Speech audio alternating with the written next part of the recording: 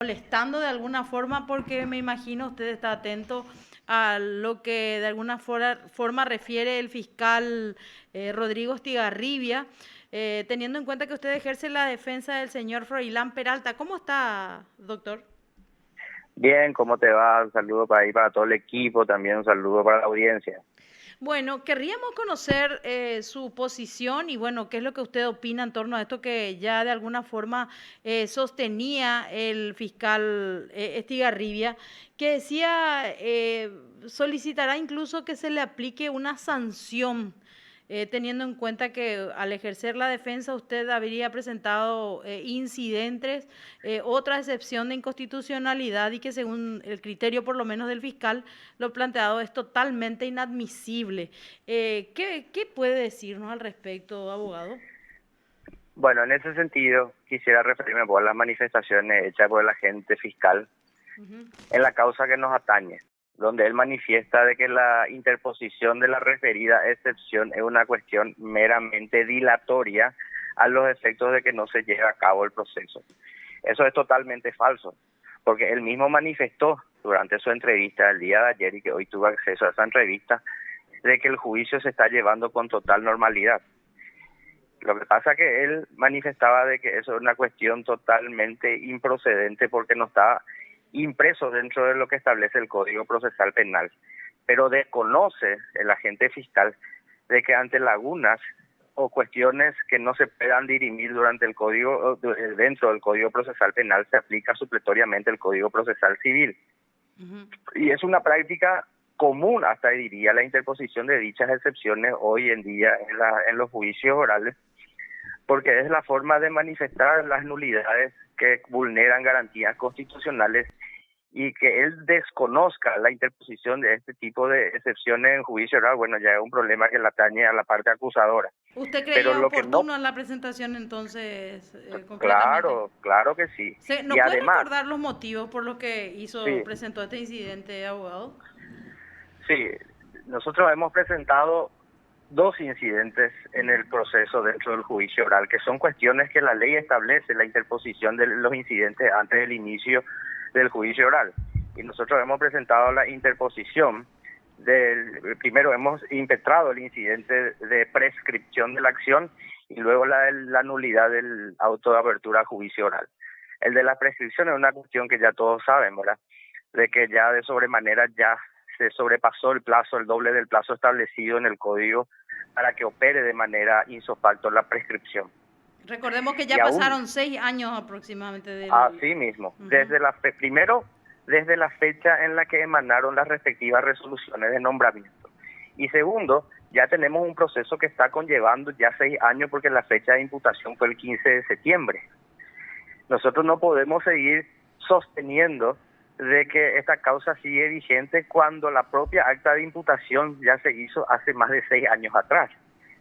Y seguir sosteniendo de que esos delitos se siguen cometiendo, entonces es un despropósito que se haga un juicio ante la permanente perpetración de ciertos delitos a través de actos administrativos que emanaron en su momento dentro de la Universidad Nacional.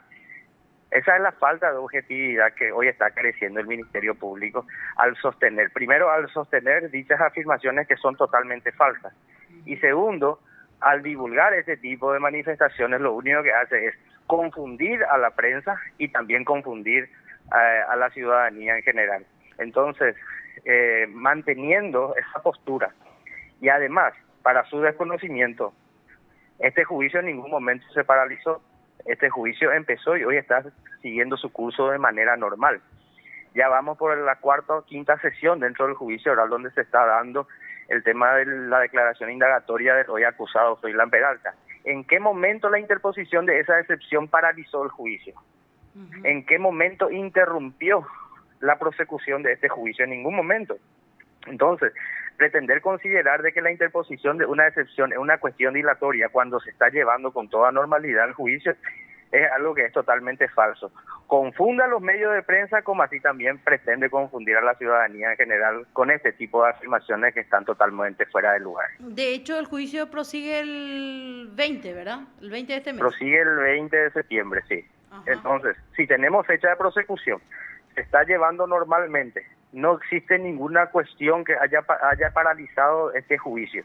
No se ha interrumpido, no se ha suspendido, no se ha pospuesto. Entonces, ¿en qué momento nosotros hemos presentado una acción dilatoria a los efectos de que esto no se lleve a cabo? O sea, él mismo se contradice al manifestar eso a través de los medios de prensa. Uh-huh. Obviamente que ya en su carácter de representante del señor Peralta, que en algún momento tengo entendido, reconocía la comisión y la autoría de algunos hechos, por lo menos la decisión de estos cuestionados nombramientos. ¿Cómo ve usted, o sea, cómo vio usted la última fecha en la jornada de declaración de su representado en este sentido?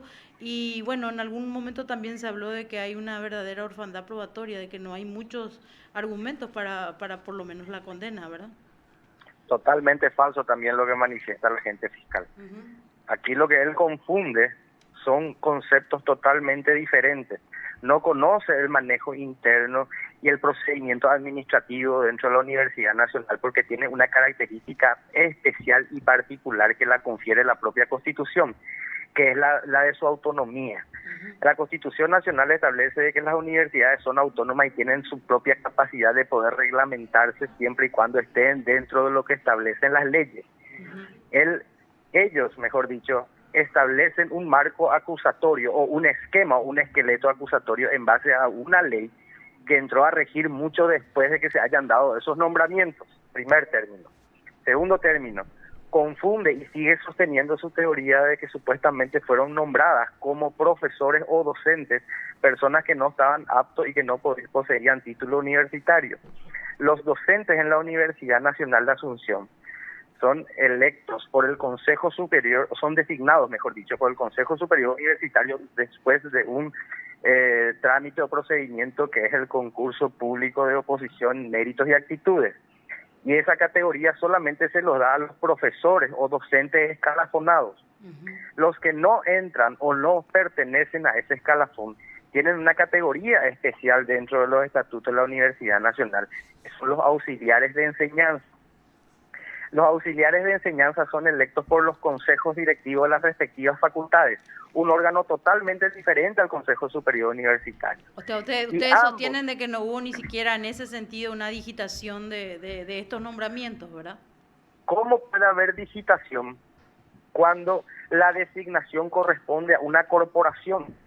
La corporación del Consejo Directivo de cada facultad es autónoma para elegir o para designar a sus propios cuadros. En este caso, los cuadros de auxiliares de enseñanza están establecidos que pueden recaer en los estudiantes universitarios en contrato por profesores sin que pasen por el sistema de preselección a través de un concurso de méritos y aptitudes. Confunde totalmente.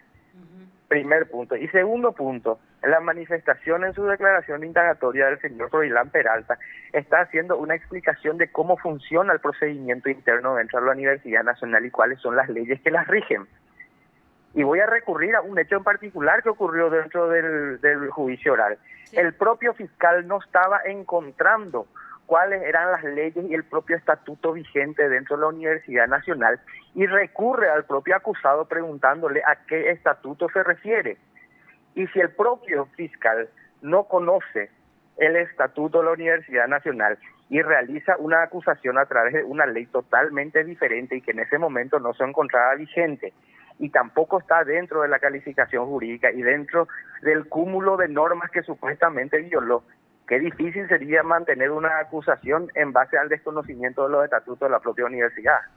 Es por ello que la improvisación del Ministerio Público, la falta de objetividad y por ende tratar de guiarse a través de una agenda o hoja de ruta por cuestiones exógenas que le son marcadas, va a ser muy difícil que pueda sostener una acusación conforme a derecho. Obviamente que usted está tratando de decirnos de que se trata de una causa, en este caso, de una actitud casi populista, o sea, es algo que con lo que definitivamente se tiene que concluir o cerrar el círculo, ¿verdad?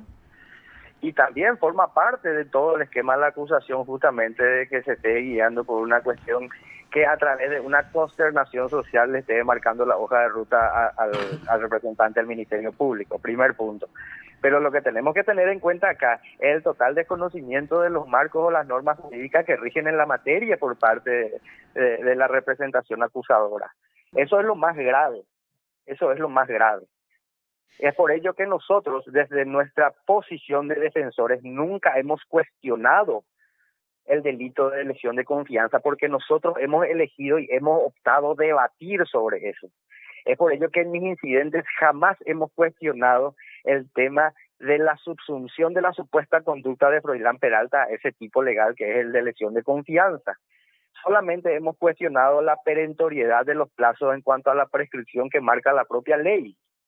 Entonces, para nosotros es todo un placer debatir dentro de este juicio para demostrar que las aseveraciones y el esquema acusatorio se encuentra totalmente mal formado y mal construido sobre bases o normas jurídicas que no son aplicables al caso. Entonces, para nosotros es todo una oportunidad poder debatir sobre el tema de la lesión de confianza, y es más, y eso se encuentra demostrado dentro del expediente, que no hemos cuestionado absolutamente nada, porque nosotros sí queremos debatir para demostrar de que la Fiscalía no tiene fuerza acusatoria y no van a poder romper el estado de presunción de inocencia de mi defendido. Lo que sí hemos cuestionado es la perentoriedad de esos plazos que quieren seguir manteniendo sobre otro hecho punible que hoy, a todas luces, ya se encuentra prescrito. Ahora, doctor, ¿nos puede recordar cuál es la expectativa de pena, o sea, de producirse una decisión así del tribunal, concretamente contra el señor Peralta? Y si es que seguimos manteniendo el tema de la inducción a un subordinado a cometer un hecho punible, específicamente el de cobro indebido de honorario, es de 2 años. Y el de la lesión de confianza es de hasta 5 años. Entonces, nosotros con mucho gusto, y para nosotros, te vuelvo a reiterar, es toda una oportunidad para nosotros el de debatir en juicio oral para demostrar de que el esquema acusatorio está totalmente equivocado. En este sentido, ¿nos puede recordar, su representado estuvo privado de su libertad cuánto tiempo ya? Esa es otra cuestión y te agradezco que me preguntes. Desde el momento que él fue imputado el 15 de septiembre del año 2015, hace más de 6 años atrás, ayer se cumplió 6 años, como para que digan de que no existe perentoriedad o que no existe prescripción, ya es totalmente ridículo y es un mero capricho, ¿verdad?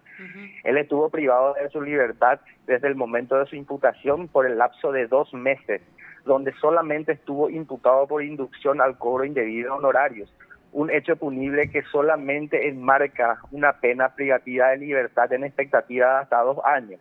Y mantenerle privado de su libertad a una persona por un hecho punible de hasta 2 años, cuando al común de los comunes se le aplica medidas alternativas a la prisión preventiva, ahí ya tenemos en cuenta la falta de objetividad por mantener una posición caprichosa de tener que meterle preso a una persona por el solo hecho de que existan cuestiones exógenas que la empujen a llevar a eso. Y la presión, ¿verdad? También, que es una cuestión que en realidad no se puede obviar, ¿verdad? Porque había así mismo, y es más, te comento, cuando él fue imputado, hace más de 6 años atrás, estuvo preso 2 meses por un hecho punible de 2 años. Sí. Y cualquiera y todo el mundo, quienes nos manejamos en el ámbito jurídico de los tribunales, sabemos de que esos son delitos donde tranquilamente se le puede aplicar medidas alternativas a una persona común y corriente.